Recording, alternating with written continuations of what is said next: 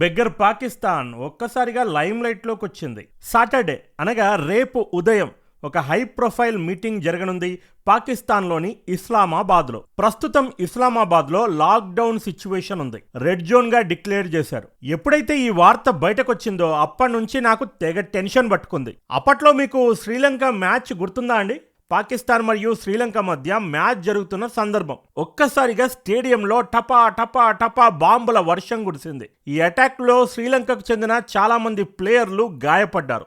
Luckily ఎవరూ మరణించలేదు. కానీ అదృష్టం ఎప్పుడు ఒకేలాగా ఉంటుందా చెప్పండి? రేపు ఇస్లామాబాద్ లో జరుగుతున్న మీటింగ్ పైన సేమ్ ఇలాగే ఎవరైనా బాంబుల వర్షం కురిపిస్తే అప్పుడుంటది పాకిస్తాన్కి ఇంటర్నేషనల్ పీస్ బెగ్గర్గా ఉంటే ఎలా ఉంటుందో అని. Suppose America vice president JD Vance ఈ మీటింగ్కి హాజరు కానున్నారని అమెరికా అఫీషియల్గా తెలిపింది. జేడీ వ్యాన్స్ హాల్లో ఉన్నాడు. ఇరాన్ నుంచి ఇరాన్ ఫారెన్ మినిస్టర్ అబ్బాస్ ఇటువైపు, జేడీ వ్యాన్స్ అటువైపు పోటాపోటీగా చర్చలు జరుగుతున్నాయి. సడన్గా బాంబు పడ్డది. అప్పుడు ఏంటి పరిస్థితి? బయటకి చెప్పట్లేదు, కానీ ఈ మీటింగ్ అయిపోయేంత వరకు కూడా పాకిస్తాన్కి మామూలు టెన్షన్ లేదు. పాకిస్తాన్ కంటే ఎక్కువగా పాకిస్తాన్కి వచ్చే ఈ గెస్ట్లు ఎవరైతే ఉన్నారో వీళ్ళ టెన్షన్ ప్రత్యేకంగా చెప్పనక్కర్లేదు. చాలా దేశాలు ఇప్పటికీ పాకిస్తాన్లో క్రికెట్ ఆడడానికి భయపడుతుంటాయి. పాకిస్తాన్ పర్యటన అంటేనే నో అని చెప్పి పెద్ద పెద్ద ప్లేయర్లు లీవ్ తీసుకొని బయటకు వెళ్ళిపోతూ ఉంటారు. అట్లాంటిది ప్రపంచాన్నే శాసించినటువంటి మహామహా లీడర్లు తమ ప్రాణాలను పణంగా పెట్టి ఇస్లామాబాద్లో అడుగు పెడతారా? ఇది పెద్ద డౌటే. ఒకవేళ పెట్టారు అంటే చాలా సాహసోపేతమైన నిర్ణయమే. నన్ను అడిగితే జేడీ వ్యాన్స్ బదులు ట్రంపే నేరుగా ఈ మీటింగ్కి హాజరైతే, ఆ బాంబేదో ఆ సమయంలో పడితే ప్రపంచానికి ఒక పీడ పోతుంది. మాట మాట్లాడితే అమెరికా పాకిస్తాన్ మా జిగ్గి దోస్తు, పాకిస్తాన్ మా జిగ్గి దోస్తు అంటుంది కదా. దీని వెనక నేను కాస్త రీసెర్చ్ చేశాను. అమెరికా పాకిస్తాన్ని ఎంతగా నమ్ముతుందో దీన్ని బట్టే బట్టబయలైంది. చూడండి, పాకిస్తాన్కి అధికార స్థాయి హోదాలో అమెరికా ప్రెసిడెంట్ లాస్ట్ టైం ఎప్పుడొచ్చాడో ఒకసారి గణాంకాలు తీశా. పాకిజా జాతకం మొత్తం బయటపడింది. 2006లో జార్జ్ డబ్ల్యూ బుష్ పాకిస్తాన్కి ప్రెసిడెంట్ స్థాయి హోదాలో అధికారికంగా వచ్చాడు. ఆ తర్వాత మరే అమెరికా ప్రెసిడెంట్ కూడా అంత ధైర్యం చేయలేకపోయాడు. లాస్ట్ 2006 నుంచి ఇప్పటి వరకు ఒక్క అమెరికా ప్రెసిడెంట్ కూడా పాకిస్తాన్కి వెళ్ళే సాహసం చేయలేకపోయాడు. అది ప్రపంచ దేశాలకు పాకిస్తాన్ మీద ఉన్నటువంటి నమ్మకం. ఎందుకంటే అమెరికా ప్రెసిడెంట్లకు కూడా తెలుసు పాకిస్తాన్ అనేది ఒక కట్టర్ టెర్రరిస్ట్ దేశము. ఆ టెర్రరిజంని పెంచడానికి మేమే ఫండింగ్ ఇస్తున్నాం. కాబట్టి ఒకవేళ ఆ మీటింగ్కి హాజరైతే మా మీద కూడా బాంబు పడొచ్చు అని అమెరికా ప్రెసిడెంట్లకు తెలుసు. కాబట్టే వాళ్ళు పాకిస్తాన్కి వెళ్ళట్లేదు. పోనీ కనీసం వైస్ ప్రెసిడెంట్ అయినా పంపించారా అంటే అదే లేదండి. Last time America vice president పాకిస్తాన్కి వెళ్ళిన గణాంకం 2011. 2011లో మన ice cream boy Joe Biden vice president స్థాయి హోదాలో పాకిస్తాన్ వెళ్ళాడు. ఆ తర్వాత మరే వైస్ ప్రెసిడెంట్ కూడా పాకిస్తాన్కి వెళ్ళే సాహసం చేయలేదు. ప్రెసిడెంట్ వైస్ ప్రెసిడెంట్ సంగతి తర్వాత, పోనీ అమెరికా నుంచి పాకిస్తాన్లో రాయబార కార్యాలయం ఉందా అంటే పేరుకి అమెరికా రాయబార కార్యాలయం పాకిస్తాన్లో ఉంది, కానీ అందులో రాయబారి లేడు. పాకిస్తాన్లో అమెరికా అంబాసిడర్ 2018 నుంచి కూడా లేరు. 2022 నుంచి 2025 మధ్య ఒక 3 సంవత్సరాల పాటు మాత్రమే అంబాసిడర్ ఉన్నాడు. మిగతా కాలం మొత్తం కూడా పాకిస్తాన్లో అసలు అమెరికా రాయబారే లేడు. ఇప్పటికీ ఆ స్థానం ఖాళీగానే ఉంది. అమెరికా హిస్టరీలోనే ఫస్ట్ టైం అమెరికా అంబాసిడర్ లేనటువంటి ఒక దేశానికి అమెరికా వైస్ ప్రెసిడెంట్ గెస్ట్గా వెళ్తున్న సందర్భం ఇదే ఫస్ట్ టైం అట. ఇంకా ఎన్ని వింతలు విడ్డూరాలు చూడాల్సి వస్తుందో. అంటే ఏంటి, రేపు సాయంత్రం వరకు ఏదో ఒక రిజల్ట్ వచ్చేస్తుందా అని మీరు నన్ను అడగొచ్చు. కాదండి, ఈ చర్చలు 15 రోజుల పాటు జరుగుతాయట. పాకిస్తాన్ లాంటి టెర్రరిస్ట్ దేశంలో ఒక గంట సేపు ప్రాణాలతో ఉండడమే కష్టం. అలాంటిది 15 రోజుల పాటు ఈ లీడర్లందరూ పాకిస్తాన్లో ఉంటారా? నాకైతే డౌటే. మేబీ దఫాలుగా అంటే ఒక 3-4 మీటింగులు ఈ 15 రోజుల్లో అరేంజ్ చేసి మొదటి దఫా, రెండవ దఫా, మూడవ దఫా, నాలుగవ దఫా అని పెట్టి ఈ లీడర్లందరూ కూడా వస్తూ పోతూ ఉంటారు కావచ్చు. పాకిస్తాన్లోని ఇస్లామాబాద్లో సెరీనా హోటల్ అనే ఒక పెద్ద హోటల్ ఉంది. ఇందులో హై ప్రొఫైల్ గెస్ట్లందరూ కూడా ఉంటుంటారు. అంటే ఈ దావుద్ ఇబ్రహీం, లేదంటే డ్రగ్ మాఫియా, లేదంటే వెపన్ మాఫియా, ఇలా పెద్ద పెద్ద లీడర్స్ ఉంటారు కదండి. అలాంటి లీడర్స్ అందరూ కూడా ఈ హోటల్లో ఉంటూ ఉంటారు. మేబీ ఎవరికి తెలుసు, అప్పట్లో లాడెన్ కూడా ఇందులో కొన్ని రోజులు ఉన్నాడేమో. మనందరికీ తెలుసు, ప్రపంచవ్యాప్తంగా ఉన్నటువంటి టెర్రరిస్టులందరికీ కూడా పాకిస్తాన్ ఒక మంచి అడ్డా. ఆ పాకిస్తాన్లో ఈ సెరీనా హోటల్ అనేది ఒక అందమైన టెర్రరిస్టు నిలయం. ఎప్పుడైతే సాటర్డే రోజు ఈ మీటింగ్ ఉండబోతుంది అని పాకిస్తాన్కి తెలిసిందో, వెంటనే ఈ సెరీనా హోటల్లో ఉన్నటువంటి గెస్ట్లందరినీ కూడా పాకిస్తాన్ ఖాళీ చేయించింది. వాళ్ళందరినీ కూడా ఎల్లగొట్టేసి వాళ్ళ ప్లేస్లో ఈ గెస్ట్లందరూ ఉండడానికి ఏర్పాట్లు చేస్తూ ఉంది. ఆల్మోస్ట్ ఇస్లామాబాద్లో ప్రస్తుతం లాక్డౌన్ వాతావరణం ఉంది. బయట నుంచి ఏ వెహికల్ని కూడా లోపలికి అనుమతించట్లేదు. ముఖ్యంగా ఈ సెరీనా హోటల్కి చుట్టుపక్కల ప్రాంతం ఏదైతే ఉందో చాలా హై ప్రొఫైల్ ప్రాంతం. అనేక దేశాల ఈ ఫారెన్ ఎంబసీస్ అన్నీ కూడా ఈ ప్రాంతంలోనే ఉన్నాయి. ఆ ప్రాంతాన్ని రెడ్ జోన్గా ప్రకటించారు. ఒక్క ఈగ కూడా వాలకుండా పాకిస్తాన్ మరి చర్యలు తీసుకుంటుంది. ఏ స్థాయిలో చర్యలు తీసుకుంటుందో రేపు సాయంత్రం వరకు మనకు ఒక రిపోర్టు వస్తుంది. అంతేకాదు, ఈ ఏరియా ఏదైతే ఉందో ఈ ఏరియాలో ఏప్రిల్ 9, ఏప్రిల్ 10 అఫీషియల్గా హాలిడేస్గా ప్రకటించారు. అంటే అన్ని కంపెనీలు అన్నీ మూతబడి ఉంటాయి except emergency services, police, hospitals, ఇంకా ఏవైనా యూటిలిటీస్, అగ్నిమాపక దళాలు, ఇలాంటి కొన్ని ఎమర్జెన్సీ ఫెసిలిటీస్ తప్ప మిగతా కంపెనీలన్నీ కూడా బంద్. ఎందుకు అంటే పాకిస్తాన్ స్థాయికి అమెరికా వైస్ ప్రెసిడెంట్ వస్తున్నాడంటే అది ఒక పెద్ద విషయమే. మనం ట్రంప్ వచ్చినా పెద్దగా అంత కేర్ చేయం, కానీ ఇక్కడ జేడీ వ్యాన్స్ వస్తున్నాడంటే వాళ్ళకి పెద్ద విషయమే. కాబట్టే ఇన్ని చర్యలు తీసుకుంటున్నారు. జేడీ వ్యాన్స్ వైస్ ప్రెసిడెంట్ మాత్రమే కాదు, రాబోయే ఎన్నికల్లో రిపబ్లికన్ పార్టీ క్యాండిడేట్గా ఉండబోతున్నాడు. కాబట్టి జేడీ వ్యాన్స్ పర్యటన మరింత ఇంపార్టెన్స్ని సంతరించుకుంది. జేడీ వ్యాన్స్ మాటకి కాస్త వాల్యూ కూడా ఉంది. ఎందుకంటే కొంతమందిలాగా పొద్దున ఒక మాట, సాయంత్రం ఒక మాట, లేదు ఒక నిమిషం తర్వాతే మరొక మాట, ఇలా జేడీ వ్యాన్స్ చాలా తక్కువగా మాట్లాడుతూ ఉంటాడు. కాబట్టి ఇప్పటికీ కూడా అతని మాటకి కొంత వాల్యూ ఉంది. అది కాకుండా మీకు లాస్ట్ వీడియోలో నేను చెప్పాను, కావాలంటే మీరు మళ్ళీ వెళ్ళి చూసుకోండి. ఇరాన్ ట్రంప్ని కానీ, లేదంటే ట్రంప్ ఈ బినామీ ఉన్నాడు స్టీవ్ విట్కాఫ్ అని, అక్కడ డిఫెన్స్ సెక్రటరీ, ఇతన్ని కానీ, లేదంటే అల్లుడు ఉన్నాడు జారెద్ కుష్నర్, వీళ్ళని ఏమాత్రం కూడా నమ్మట్లేదు. ఇరాన్ ఒకే ఒక వ్యక్తిని నమ్ముతుంది, జేడీ వ్యాన్స్. కాబట్టి జేడీ వ్యాన్స్ చర్చలకు వెళ్తేనే ఇవి కాస్తైనా సఫలమయ్యే రేటు కనీసం 1% అయినా ఉంటుంది. ఒకవేళ స్టీవ్ విట్కాఫ్, జారెడ్ కుష్నర్ ఇంతకుముందు చర్చలు వీళ్ళిద్దరే గనులు జరిపారు. ఒకడేమో ట్రంప్కి బినామీ అని చెప్పుకుంటూ ఉంటారు. మార్కెట్, రియల్ ఎస్టేట్ ఇవన్నీ ఉన్నాయి కదా ట్రంప్కి, ఇవన్నీ కూడా మనోడే చూసుకుంటాడు. వాడిని తీసుకొచ్చి డిఫెన్స్ సెక్రటరీగా పెట్టుకున్నాడు. అదే కాకుండా జారెడ్ కుష్నర్ అనేవాడు ఇక అల్లుడే. వీళ్ళిద్దరికీ అసలు ఈ చర్చల మీద 1% కూడా ఇంట్రెస్ట్ లేదు. వీళ్ళకి యుద్ధం కొనసాగాలనే ఉంది. ఎందుకంటే యుద్ధం కొనసాగితే దండిగా డబ్బులు దండుకోవచ్చని వీళ్ళ కాంట్రాక్టర్స్, డిఫెన్స్ కాంట్రాక్టర్స్ అందరూ కూడా వీళ్ళకి కాస్త అనుకూలంగానే ఉంటారు. దానిపైన సపరేట్గా కేసు కూడా నడుస్తుంది. కాబట్టి యుద్ధం కొనసాగాలనే ఈ ప్రబుద్ధులు కోరుకుంటారు. కాబట్టి వీళ్ళని ఇరాన్ ఏమాత్రం కూడా నమ్మట్లేదు.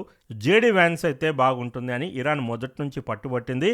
పట్టుబట్టడమే కాదు, మాట చెల్లించుకుంది. జేడీ వ్యాన్స్ని చర్చలకి ఒప్పించుకుంది. ఇక ఇరాన్ నుంచి ఎవరు అటెండ్ కానున్నారు? ఫారెన్ మినిస్టర్ అబ్బాద్ అరాక్చి, అదేవిధంగా ఇరాన్ పార్లమెంటరీ స్పీకర్ మొహమ్మద్ బగేర్ గలీబాఫ్, వీళ్ళిద్దరు కూడా అటెండ్ అయ్యే సూచనలు కనిపిస్తున్నాయి. మరి ఈ ఇద్దరు లీడర్లు అంత రిస్క్ చేస్తారా అన్నది రేపటి వరకు మనం వెయిట్ చేయాలి. ఎందుకంటే ఈ ఇద్దరు కనుక పాకిస్తాన్లో అడుగు పెడితే వీళ్ళిద్దరి ప్రాణాలకు కూడా ప్రమాదమే.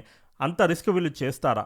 చేస్తే నిజంగా ఇరాన్ తన చిత్తశుద్ధిని నిరూపించుకున్నట్టే. ఇక పాకిస్తాన్లో ఉన్నటువంటి కొంతమంది పెద్దలు అత్యుత్సాహంతో ఇజ్రాయెల్ ఒకవైపు లెబనాన్ పైన దాడులు జరుపుతున్నప్పటికీ ఇరాన్ ఈ చర్చల పట్ల చాలా చిత్తశుద్ధితో ఉంది.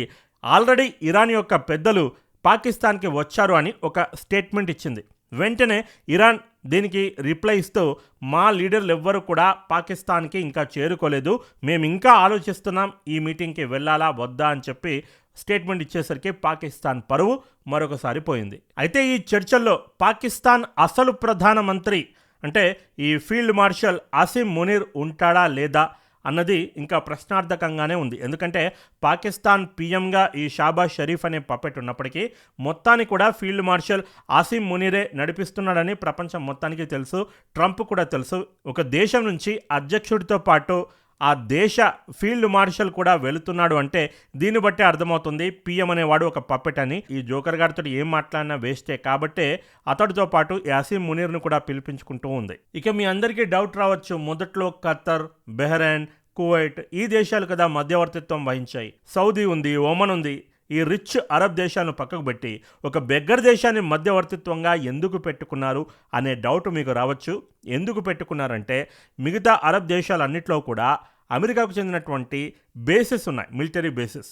ఒక్క పాకిస్తాన్లో మాత్రం అఫీషియల్గా అమెరికాకు చెందినటువంటి ఎలాంటి మిలిటరీ బేస్ లేదు. అసలు పాకిస్తానే అమెరికా దగ్గర ఒక చిన్నపాటి స్టేట్ లాగా. పాకిస్తాన్ అధ్యక్షులు ఎప్పుడో పాకిస్తాన్ని అమెరికాకు అమ్మేశారు. పాకిస్తాన్ ప్రజలకు తెలియకుండా ఈ దేశం మాదే మాదే అనే భ్రమలో ఉండిపోయారు. కానీ అఫీషియల్గా అయితే పాకిస్తాన్లో అమెరికాకు చెందినటువంటి ఎలాంటి బేస్ లేదు.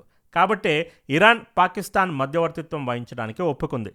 అది కాకుండా పాకిస్తాన్ అమెరికాకు చెందినటువంటి మోస్ట్ రిలయబుల్ నాన్ నాటో అలై దేశం. ఎందుకు మోస్ట్ రిలయబుల్ అంటున్నా అంటే ఎప్పుడైతే ఆఫ్ఘనిస్తాన్లో సోవియట్ యూనియన్ వచ్చిందో సోవియట్ యూనియన్ని తిప్పి కొట్టడానికి అమెరికా ఉపయోగించినటువంటి బ్రహ్మాస్త్రం ఈ పాకిస్తాన్. ఆఫ్ఘనిస్తాన్లో ఉన్నటువంటి కట్టర్ టెర్రరిస్టులందరినీ కూడా పాకిస్తాన్కి పిలిపించి అక్కడి మదర్సాలలో ట్రైనింగ్ ఇప్పించారు. ట్రైనింగ్ అంటే దట్ ఈజ్ తాలిబాన్ అలా పేరు వచ్చింది. సో అప్పటి నుంచే అమెరికా ఈ పాకిస్తాన్ని టెర్రరిస్ట్ హబ్గా ఉపయోగించుకుంటూ వస్తుంది. కాబట్టి నన్ను అడిగితే మిలిటరీ బేస్ లేదు అనేది శుద్ధ అబద్ధం. పాకిస్తాన్ దేశం మొత్తం కూడా అమెరికా యొక్క ఒక మిలిటరీ బేస్. ఇక ఇరాన్ ఏవైతే 10 పాయింట్లు పెట్టిందో 10 పాయింట్లు కూడా చాలా కష్టమైనటువంటి పాయింట్లు. ముఖ్యంగా ఈ స్ట్రేట్ ఆఫ్ హార్మూజ్ పైన ఏకపక్షంగా మాకు పూర్తి అధికారాలు ఇవ్వాలి, దానిపైన మేము ట్యాక్సులు పెడతాం, ట్యాక్సులు కట్టాలి. అది అమెరికాదే కానివ్వండి మరి ఏ ఇతర దేశందైనా కానివ్వండి ట్యాక్స్ కట్టి వెళ్ళిపోవాలి. మన టోల్ ప్లాజాలు ఉంటాయి కదా, సేమ్ అలాగనమాట. అదేవిధంగా మిడిల్ ఈస్ట్లో ఈ అరబ్ దేశాల్లో ఏవైతే యూఎస్ బేసెస్ ఉన్నాయో ఇవన్నీ కూడా విత్డ్రా చేసుకోవాలి అంటుంది. అంటే ఇరాన్ తన దేశంకి మాత్రమే పరిమితం కాకుండా మొత్తం అరబ్ కంట్రీస్ తరపున మాట్లాడుతుంది. మరి ఇది అయ్యే పనేనా?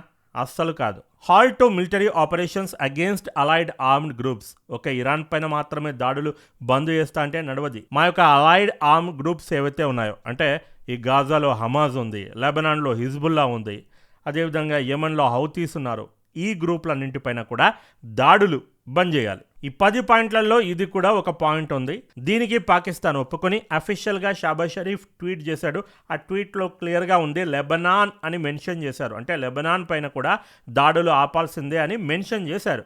కానీ ఇప్పుడు అమెరికా మళ్ళీ యూటర్న్ తీసుకొని అబ్బే మేము ఎక్కడ చెప్పాం లెబనాన్ అని, మేము ఇరాన్ అని చెప్పాం అని మాట మారుస్తూ ఉంది. అంటే ఈ చర్చలు విఫలం కావడానికి ఈ లెబనాన్ అంశమే ఒక్కటి చాలు. సీజ్ ఫైర్ అలా వచ్చిందో లేదో ఇజ్రాయెల్ బెంజమిన్ నెతన్యాహు ఏమని స్టేట్మెంట్ ఇచ్చాడు?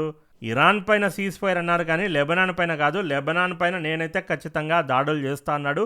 అనడమే కాదు సాయంత్రానికి లెబనాన్ పైన ఇప్పటి వరకు కనీవినియరుగని దాడులు చేశారు. 100 ఎయిర్ స్ట్రైకులు చేశారు. 200 మందికి పైగా ప్రజలు మరణించారు. 200 మంది, చాలా పెద్ద దాడి ఇది. దాంతో ఇరాన్ ఏం చేసింది? అమ్మ అమెరికా, నువ్వు సీజ్ ఫైర్ అంటూనే ఇజ్రాయెల్ని అడ్డం పెట్టుకుని దాడులు కంటిన్యూ చేస్తున్నావు. నీ గేమ్ ప్లాన్ మొత్తం మాకు అర్థమైంది. కాబట్టి పొద్దున ఏదైతే స్ట్రేట్ ఆఫ్ హార్మూజ్ తెరిచానో అది మళ్ళీ మూసేస్తున్నా, నీ దిక్కున్న చూడ చెప్పుకో అని చెప్పి సాయంత్రానికి వచ్చేసరికి స్ట్రేట్ ఆఫ్ హార్మూజ్ని మళ్ళీ మూసివేసింది. ఎప్పుడైతే మూసివేశారో కొద్ది నిమిషాల్లోనే నేను మన వాట్సాప్ గ్రూప్లో మీకు అప్డేట్ ఇచ్చాను. చాలామంది అనుకుంటున్నారు కావచ్చు నేను వీడియోలు చేయట్లేదు అని. వేరే పనుల వల్ల నేను చేయలేకపోవచ్చు, కానీ ఎప్పటికప్పుడు ప్రతి ఒక్క అంశాన్ని వాట్సాప్ గ్రూప్లో చేరవేస్తూ వచ్చాను. వాయిస్ నోట్లు కూడా ఇచ్చాను. కావాలంటే కామెంట్ సెక్షన్లో లింక్ ఇస్తున్నాను, ఒకసారి వెళ్ళి చూసుకోవచ్చు. అమెరికా పెట్టినటువంటి మేజర్ ప్రధానమైన డిమాండ్ ఏంటి? ఇరాన్లో ఉన్నటువంటి యురేనియాన్ని మాకు సరెండర్ చేయాలి. కానీ ఇరాన్ ఒప్పుకుంటుందా? ఇది కూడా ఒక ప్రశ్నార్థకమే. నాన్ నెగోషియబుల్ డిమాండ్ అని అమెరికా చెప్తుంది. అంటే దీనిపైన ఇక చర్చ అవసరం లేదు. యురేనియం అక్కడ పక్కకు పెడితే మేము టేబుల్ మీద కూర్చుంటాం, లేదంటే వెళ్ళిపోతాం అంటుంది అమెరికా. గతంలో ఇలాంటి ఇన్సిడెంట్ ఏదైనా జరిగిందంటే జరిగిందండి. గతంలో కూడా ఒబామా ఎప్పుడైతే చర్చలు జరుపుతున్నాడో దానికి ముందు పెద్ద ఎత్తున యురేనియంని ఇరాన్ సరెండర్ చేసింది. అయితే సరెండర్ అమెరికాకు చేయలేదు, రష్యాకు చేసింది. పెద్ద ఎత్తున ఇరాన్ నుంచి యురేనియం నిక్షేపాలు రష్యాకి వెళ్ళిపోయాయి. ఇప్పుడు కూడా ఒకవేళ సరెండర్ చేయమంటే ఇరాన్ ఆ పెద్ద ఎత్తున ఏదైతే యురేనియం నిక్షేపాలు ఉన్నాయో వాటన్నింటినీ అయితే రష్యాకు కానీ చైనాకు కానీ పంపించే ఛాన్సెస్ పుష్కలంగా ఉన్నాయి. కానీ అమెరికాకు మాత్రం అది చచ్చినా ఇవ్వదు. ఎప్పుడైతే ఇజ్రాయెల్ లెబనాన్ పైన ఇంత పెద్ద ఎత్తున నిన్న దాడులు చేసిందో ఇమీడియట్గా ఇరాన్ ఫారెన్ మినిస్టర్ అబ్బాస్ ఒక ట్వీట్ చేశాడు. అమ్మ అమెరికా, నువ్వు సీజ్ ఫైర్ అంటూనే ఇజ్రాయెల్ని అడ్డుపెట్టుకుని యుద్ధాన్ని కంటిన్యూ చేస్తున్నావు. మీ గేమ్ ప్లాన్ మొత్తం నాకు అర్థమైపోయింది. నువ్వు నిజంగానే సీజ్ ఫైర్ కోరుకుంటే ఇమీడియట్గా ఇజ్రాయెల్తో ఈ లెబనాన్ పైన ఏదైతే దాడులు చేస్తుందో వాటిని బంద్ చేపియు. ఎందుకంటే నువ్వు ఏదైతే మధ్యవర్తిత్వం వహిస్తున్నాడని చెప్పావో ఆ పాకిస్తాన్ ప్రధానమంత్రి షాబాజ్ షరీఫే ట్వీట్లో తెలిపాడు లెబనాన్ ఇంక్లూడెడ్ అని. కావాలంటే అని హైలైట్ చేసి ఆ 2 వర్డ్స్ చూపెట్టాడు. లెబనాన్ ఇంక్లూడెడ్ అని సీజ్ ఫైర్లో నువ్వే చెప్పినప్పుడు అదే లెబనాన్ పైన దాడులు జరిపితే నువ్వు ఎందుకు మౌనంగా ఉన్నావు? అంటే నువ్వే కదా ఇజ్రాయెల్తో ఇదంతా చేపిస్తున్నావు. ఈ డబుల్ గేమ్ వద్దు, యుద్ధం చేద్దామంటే నేను కూడా రెడీ, నిజంగా సీజ్ ఫైర్ కావాలంటే దాడులు ఆపియు అని చెప్పి అబ్బాస్ నిన్న ట్వీట్ చేశాడు. మరోవైపు కొద్ది నిమిషాల క్రితం America vice president JD Vance ఒక సంచలనాత్మకమైన స్టేట్మెంట్ ఇచ్చాడు. అమెరికా ఇరాన్ల మధ్య ఏదైతే సీజ్ ఫైర్ ఒప్పందానికి చర్చలకు వేదిక సిద్ధమైందో ఈ చర్చల్లో లెబనాన్ ప్రస్తావనే లేదు. సీజ్ ఫైర్లో లెబనాన్ ఉంది అన్న మాట అవాస్తవం. లెబనాన్ ఈజ్ ఎక్స్క్లూడెడ్ అన్నాడు.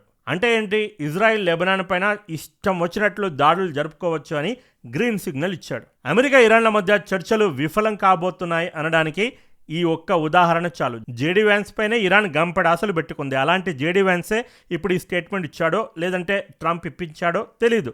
కానీ మొత్తానికైతే ఇరాన్ ఆశలన్నీ అడియాశలైపోయినాయి. ఎప్పుడైతే లెబనాన్ ఎక్స్క్లూడెడ్ అని జేడీ వ్యాన్సే అన్నాడో ఇక చర్చలకు అక్కడ నో ఛాన్స్ అండి. చైనాలో ఉన్నటువంటి పాకిస్తాన్ అంబాసిడర్ మసూద్ ఖలీద్ సంచలనాత్మకమైన స్టేట్మెంట్ ఇచ్చాడు.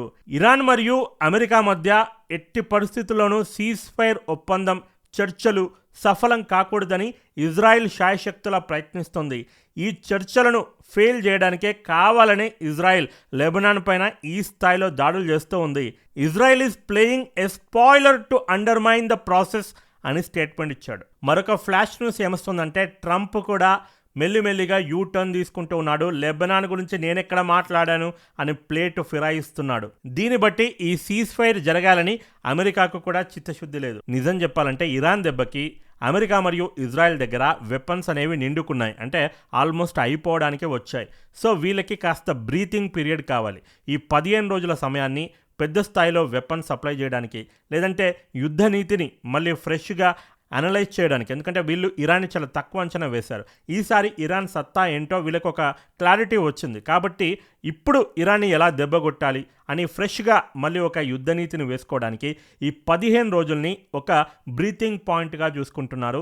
ఇరాన్ వీళ్ళ ఉచ్చులో పడుతుందా పడదా దీనికి కాలమే సమాధానం చెప్తుంది. అంతేకాకుండా అమెరికా ఇరాన్ల మధ్య చర్చలు అంటున్నారు. నేను ఒక క్వశ్చన్ రేజ్ చేస్తాను. దాడులు చేసింది ఎవరండి? అమెరికా మరియు ఇజ్రాయెల్ ఈ 2 దేశాలు కలిసి దాడులు చేశాయి. మరి చర్చల్లో కూర్చోవాలంటే ఇరాన్ అమెరికా మాత్రమే ఉంటే సరిపోతుందా? ఇజ్రాయెల్ కూడా ఉండాలి. మరి ఇజ్రాయెల్ ఉంటుంది అని ఎక్కడైనా మీకు స్టేట్మెంట్ విన్నారా? లేదు. అంటే ఇజ్రాయెల్ లేకుండా ఈ చర్చలు ఎలా సఫలమవుతాయి చెప్పండి. ఇప్పుడు రేపొద్దున అమెరికా మరియు ఇరాన్ల మధ్య చర్చలు సఫలమయ్యాయా అనుకోండి. సఫలమైన నెక్స్ట్ సెకండే ఇజ్రాయెల్ ఇరాన్ పైన దాడి చేసింది అనుకో, అప్పుడు ఇదే అమెరికా ఏం చెప్తుంది? మాకేం తెలుసండి ఇజ్రాయెల్ దాడి చేసింది అంటుంది. ఇజ్రాయెల్ ఏమంటుంది?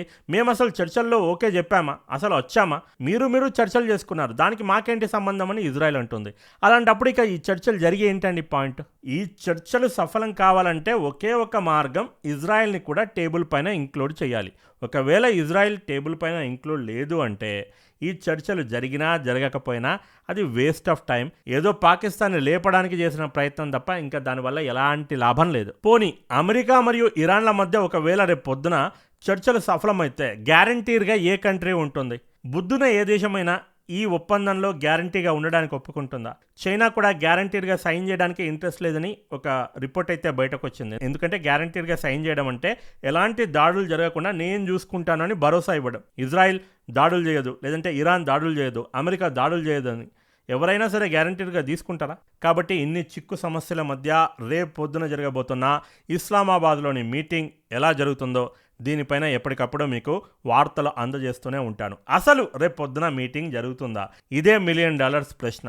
ఇరాన్ అఫీషియల్గా ఏమని చెప్తుందంటే లెబనాన్ పైన ఇజ్రాయెల్ దాడులు చేసేంత వరకు కూడా మేము ఈ మీటింగ్కి హాజరు కాము అంటుంది. మరొక వైపు ఇజ్రాయెల్ కంటిన్యూస్గా లెబనాన్ పైన దాడులు చేస్తూనే ఉంది. అంటే అసలు మీటింగ్ జరిగే ఛాన్సెస్ కూడా ఎక్కడా కనిపించట్లేదు. ఒకవేళ జరిగింది అంటే ఇరాన్ కాస్త వెనక్కి వచ్చినట్టే లెక్క. మరి ఇరాన్ ఇప్పుడున్న పరిస్థితుల్లో వెనక్కి వస్తుందా? రేపటి వరకు దీనికి సమాధానం దొరుకుతుంది. ఇది వీడియో, మరో వీడియోతో మళ్ళీ కలుద్దాం. This is Prashant signing off. Bye bye and take care. జై హింద్. వందే మాతరం.